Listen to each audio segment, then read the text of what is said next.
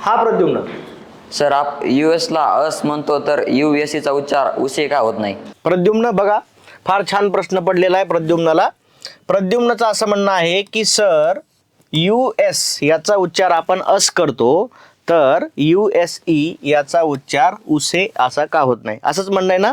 बरं बघा, आता याच्यासाठी दोन गोष्टी लक्षात घ्या. आपण दोन टप्प्यामध्ये याचं आपण काय करू, माहिती घेऊ. बघा, US आता मुळात यूचा उच्चार आपण पहिल्या उकारासारखा करत असतो. इथं तसं झालेलं नाही, बरोबर आहे का नाही. इथं सुरुवातीला कसा झालाय, हे ई सोडून द्या, हा ईकडे सुरुवातीला लक्ष देऊ नका. पण इथं सुद्धा याचा उच्चार असा व्हायला पाहिजे होता, ऊस असा व्हायला पाहिजे होता, पण तसा झालेला नाही. मग कसा उच्चार झालेला आहे त्याचा, तर अस झालेला आहे. आणि प्रद्युम्नाचा प्रश्न आहे की आता फक्त याला ई जोडलं तर याचा उच्चार कसा झालेला आहे, यूज. कसा झालेला आहे, यूज. मग आता हे दोन टप्प्यात आपल्याला समजून घ्यावं लागणार आहे.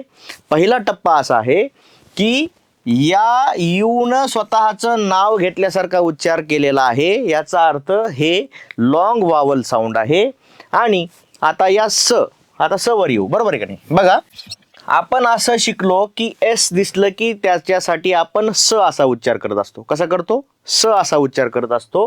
मग इथं आपण सचा ज कसा झाला हे जाणून घेणं गरजेचं आहे.